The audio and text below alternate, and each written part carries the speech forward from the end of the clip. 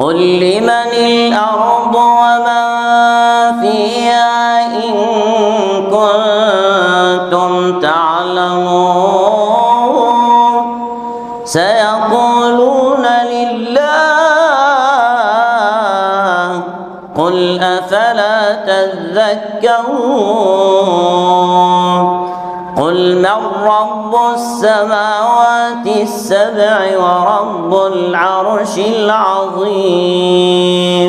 سيقولون الله قل أفلا تتقون قل من بيده ملكوت كل شيء وهو يجير ولا يجار عليه إن كنتم تعلمون سيقولون الله قل فأنى تسحرون